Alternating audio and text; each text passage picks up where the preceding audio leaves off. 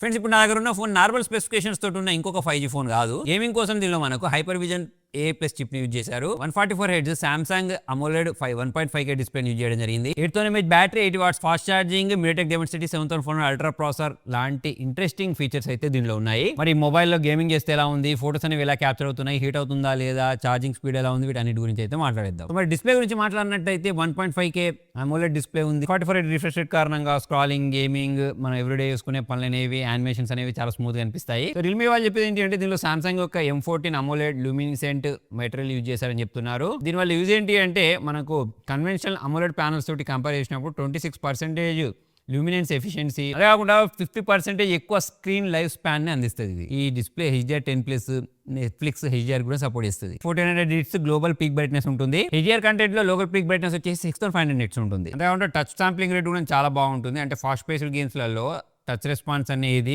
ఇంకా రెస్పాన్సివ్ ఉండే విధంగా దీన్ని రూపొందించారు.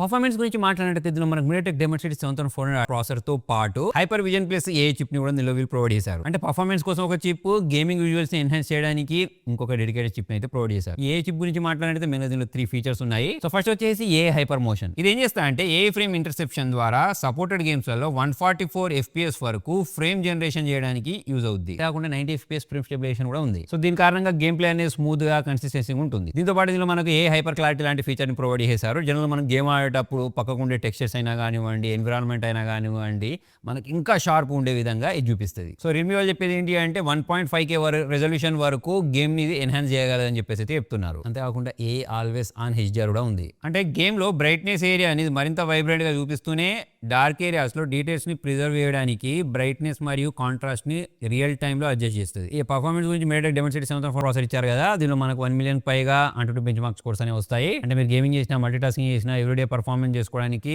మనకు చాలా స్మూత్ గా అనిపిస్తుంది. అంతేకాకుండా మనకు కొత్త జనరేషన్ NPU కూడా ప్రొవైడ్ చేశారు. అంటే ఏ పర్ఫార్మెన్స్ లో 15% వరకు ఇంప్రూవ్మెంట్, ఏ కెమెరా ప్రాసెసింగ్ స్పీడ్ లో 94% వరకు ఇంప్రూవ్మెంట్ ఉంటుందని చెప్తున్నారు. ప్రజెంట్ నేను యూజ్ చేసిన 12GB ర్యామ్ ఉంది. అంతేకాకుండా మీరు డైనమిక్ ర్యామ్ లాగా కూడా స్టోరేజ్ ని యూజ్ చేసుకోవచ్చు. జనరల్ గా మనం గేమింగ్ చేసేటప్పుడు పర్ఫార్మెన్స్ ఎంత ముఖ్యమో కూలింగ్ కూడా అంతే ఇంపార్టెంట్ కదా. అందుకోసమే రియల్మీ వాళ్ళు ఇందులో 7000mm² air flow VC cooling system అయితే ఇచ్చారు. అంతేకాకుండా వీళ్ళు యూజ్ చేసిన గ్రాఫిక్స్ షీట్ కూడా 40% థిక్గా ఉంటుందని చెప్పేసి రియల్మీ వాళ్ళు చెప్తున్నారు. కానీ ఇది ఎందుకు పనిచేస్తాయంటే మనం గేమింగ్ చేసేటప్పుడు మొబైల్ అనేది హీట్ అవ్వకుండా, థ్రాట్లింగ్ అవ్వకుండా, లాంగ్ టర్మ్ పాటు అంటే ఎక్కువ టైం మనం గేమింగ్ చేసేటప్పుడు మంచి పర్ఫార్మెన్స్ ఇచ్చే విధంగా యూజ్ అవుతుంది. గేమింగ్ ని మరింత ఆప్టిమైజ్ చేయడానికి ఏ గేమింగ్ పార్ట్నర్ కూడా ఉంది ఇందులో. దానిలో భాగంగా GT mode, hyper motion, always on HDR, hyper clarity, do not disturb, cleanup, acceleration లాంటి ఈ కొన్ని 6 ఫీచర్స్ అయితే దీనిలో వీళ్ళు ప్రొవైడ్ చేశారు. బ్యాటరీ బ్యాకప్ విషయానికి వచ్చినట్లయితే 8 mAh బ్యాటరీ ఇచ్చారు. దాని కారణంగా మనం ఎవ్రీడే చేసుకునే పనులు అనేవన్నీ ఆరంగా చేసుకోవచ్చు. మీరు గేమింగ్ చేసినా, వీడియో చేసినా, కాల్స్ మాట్లాడుకున్నా, మీరు Instagram, YouTube షార్ట్స్ ఏది చూసినా సరే మనకు మంచి బ్యాటరీ బ్యాకప్ అయితే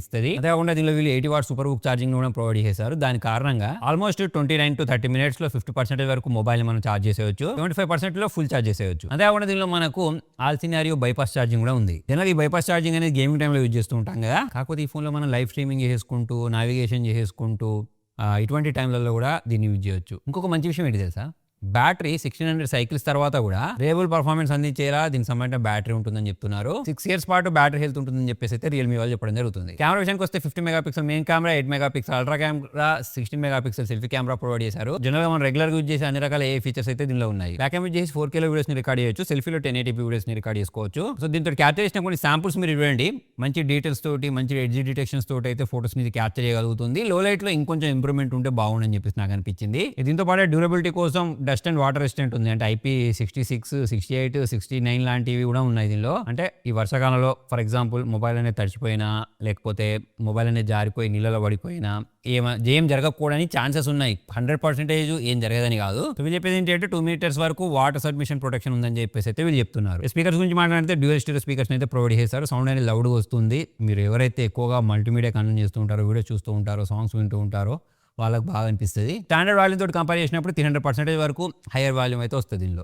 సాఫ్ట్వేర్ గురించి మాట్లాడితే అవుట్ ఆఫ్ బాక్స్ Android 16 తోటి వస్తుంది. One UI 7.0 అయితే దీనిలో వీళ్ళు ప్రొవైడ్ చేశారు. డిజైన్ గురించి మాట్లాడినట్టయితే ట్రాన్స్బ్యాక్ డిజైన్ లో ఈ మొబైల్ అనేది చాలా ఇంట్రెస్టింగ్ గా అనిపిస్తుంది. సో కలర్స్ గురించి మాట్లాడితే ఎలక్ట్రిక్ టేక్, టైటానియం గ్రే లాంటి కలర్స్ లో ఈ మొబైల్ అనేది దొరుకుతుంది. సో ఎవరికైతే గేమింగ్, మంచి బ్యాటరీ, మంచి డిస్ప్లే కావాలి అనుకుంటూ ఉంటారో, సో అటువంటి వాళ్ళకైతే ఈ మొబైల్ అనేది చాలా బాగా నచ్చుద్ది. సో మొత్తానికి మొబైల్ అనేది ఫీచర్స్ పరంగా చూసుకున్నట్టయితే నాకు ఎక్సలెంట్ అనిపిస్తుంది. మరి దీనికి సంబంధించిన ప్రైసింగ్ ఏముంటుంది అని చెప్పేసి మీరు గెస్ చేస్తున్నారు. కింద కామెంట్ లైక్ చేయండి, షేర్ చేయండి. Thank you.